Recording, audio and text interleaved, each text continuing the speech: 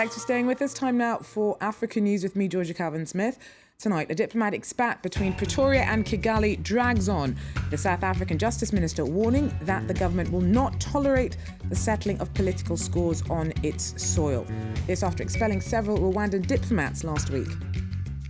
Also, a toilet door and a cricket bat are key forensic evidence before the judge on the murder trial of Oscar Pistorius. Questions remain over the South African Olympian's version of events prior to his fatal shooting of his girlfriend last year. And dozens of opposition figures in Burundi are charged with rebellion as fears grow that the president's planning to run for the top job once again. First up, Pretoria has warned that it will not be caught in the middle of foreign political score settling. The statement comes amidst a row with Rwanda, which saw the two nations expel several of each other's diplomats last week, with allegations that Kigali had sent assassins onto South African soil to hunt down Rwandan dissident Faustin Nyamwasa. Well, Pretoria sent home 3 Rwandans and 1 diplomat from Burundi, alleging that they were linked to the botched attack. South Africa is home to several Rwandan exiles, and Justice Minister Jeff Radebe says illegal activities on South African soil will not be tolerated. There were attempted murders, including a murder of nationals who are in South Africa. As the South African government, we want to send a very stern warning to anybody anywhere in the world that our country will not be used as a springboard to do illegal activities.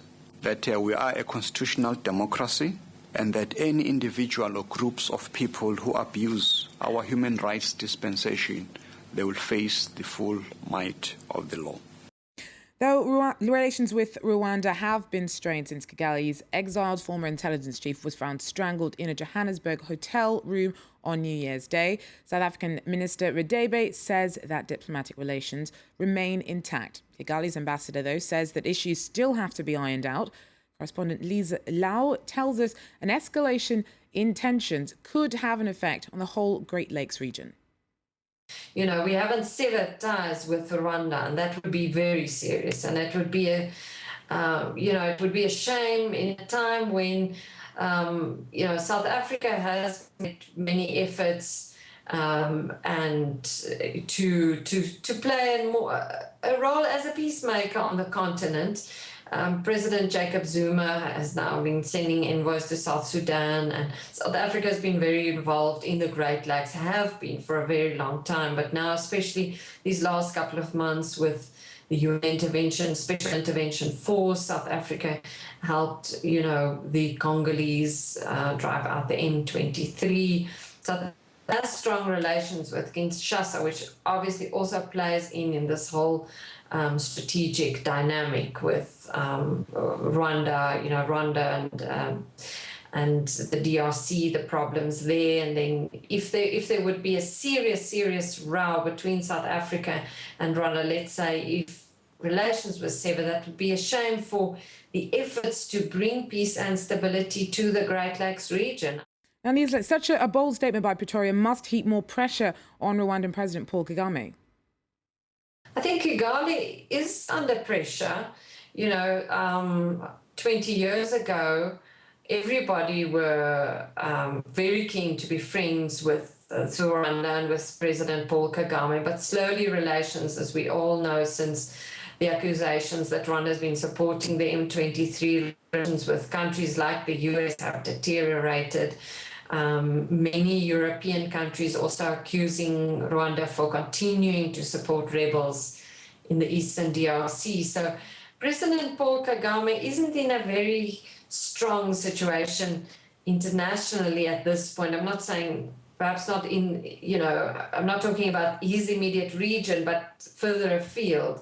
So at the moment, having a big row with South Africa and being accused now of sending hit squads to eliminate political opponents in South Africa, that doesn't look very good. It's not very good for Paul Kagame at this point. He's low there, speaking to us a little earlier on from Johannesburg. Well, in other news, a police officer in court today for Oscar Pistorius' murder trial reenacted for the judge the moment the South African track star used a cricket bat to smash down the toilet door through which he'd shot his girlfriend. That led to a back and forth with the Olympian's defence lawyer over details of Pistorius' account of his actions after opening fire on Riva Steenkamp last Valentine's Day. Made a physical match with a door. Trigonometry and the testimony of a forensics expert made for a dramatic reenactment during Wednesday's proceedings. The actual bathroom door through which the fatal shots were fired at Riva Steenkamp was brought into court. A reconstruction of the toilet cubicle where she was devastatingly injured erected behind. At issue, the defendants claim that after firing from his stumps, he put on his artificial legs, and only then did he try to break down the door with his cricket bat. The witness agreed the bat was used after, but not with all of Pistorius' story. The marks on the door is actually consistent with him not having his legs on, and I suspect it must be similar to the height that he was when he fired the shots. The police colonel insisted the angle could only have been made by someone much shorter than him, but under cross-examination admitted he found the action difficult when he tried to simulate it as a double amputee. When I lift my feet, I'm off balance. Whether Pistorius was wearing his artificial limbs when he tried to break down the door, just the latest bone of contention between the sides. On Tuesday, a pathologist testified Riva Steenkamp had eaten less than 2 hours before she was killed, contradicting the athlete's account that they'd been in bed for several hours. Prosecution witnesses have also painted him as a gun-toting individual liable to lose his cool. The trial, now midway through week 2, is expected to hear from over 100 witnesses. The president of Libya's parliament suspended plans to launch an assault on rebels blockading oil terminals in the east and giving them 2 weeks to stand down or face military action. There have been warnings that an offensive against former revolutionary fighters who've taken over several oil export terminals risk plunging the country into civil war. The escape of a North Korean flagged tanker carrying crude sold by rebels in defiance of the government triggered the ouster yesterday of ex-Prime Minister Ali Zidane. He's reportedly sought refuge somewhere in Europe after having been voted out by parliament. Police in Algiers today blocked a planned meeting of opposition party leaders urging a boycott of next month's presidential election. Parties are furious that ailing leader Abdelaziz Bouteflika is once again in the running for a fourth term. Since the 77-year-old announced his candidacy last month, protests against his participation have gathered momentum. And dozens of other hopefuls have dropped out of the race, saying they expect the poll to be fraudulent. Burundi's charged the leader of a key opposition party and 71 supporters with rebellion. This follows clashes between the police and demonstrators over the weekend. Critics of the government fear the president wants to go against the constitution by running for a third term next year. Nicolas Chemin tells us more. These supporters of the MSD opposition party were arrested on Saturday after clashes with the police.